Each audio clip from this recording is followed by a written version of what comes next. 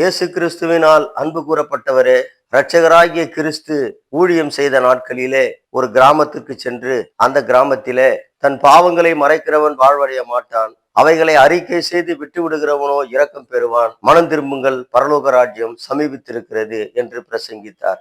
ஒரு சகோதரி இயேசுவிடத்தில் வந்து, இயேசுவே, எங்கள் வீட்டிற்கு வந்து பரலோக ராஜ்யத்தை குறித்து எங்களுக்கு அறிவிக்க வேண்டும் என்று இயேசுவை அவருடைய வீட்டிற்கு அழைத்தார். இயேசுவும் அவரோடு கூட போனார். அழைத்த சகோதரி வீட்டு வேலைகளை செய்யும்படி கடந்து போய்விட்டார். அழைத்த சகோதரனுடைய ஒரு தங்கை, அவள் இயேசுவின் பாதத்திலே அமர்ந்து இயேசுவினால் சொல்லப்பட்ட நற்செய்தியை கேட்டுக்கொண்டிருந்தார். சிறிது நேரம் கழித்து இயேசுவை வீட்டுக்கு அழைத்த சகோதரி இயேசுவிடம் வந்து, இயேசுவே, நான் ஒருத்தி மாத்திரம் வீட்டு வேலைகளை செய்து மிகவும் சிரமப்படுகிறேனே, என் சகோதரியை எனக்கு உதவி செய்யும்படி அனுப்பி வைக்க கூடாதா என்று இயேசுவிடம் கேட்டார். அதற்கு இயேசு, நீ இந்த பூமிக்குரிய காரியங்களை குறித்து வேதனைப்படுகிறாய், தேவையானது ஒன்றே, பரலோக ராஜ்யம், அதை உன் சகோதரி தெரிந்து கொண்டாள் என்று சொன்னார். இதை பார்த்து கொண்டிருக்கிற இயேசுவுக்கு பிரியமானவரே, இன்றைக்கு நம் அனைவருக்கும் தேவையானது ஒன்றே, பரலோக ராஜ்யம். இந்த ராஜ்யத்திற்கு அழைத்து செல்லும்படி ஆண்டவராகிய இயேசு கிறிஸ்து வரப்போகிறார். அவருடைய வருகைக்கு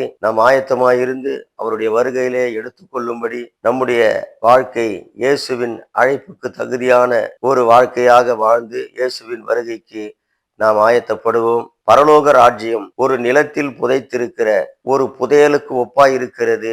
அதை ஒரு மனிதன் கண்டு தனக்குண்டான எல்லாவற்றையும் விற்று அந்த நிலத்தை கொள்ளுகிறான் என்று பரலோக ராஜ்யத்தினுடைய முக்கியத்துவத்தை வேதத்திலே எழுதப்பட்டிருக்கிறது. மனம் திரும்புங்கள், இயேசுவின் வருகைக்கு ஆயத்தப்படுங்கள். ஆமென்.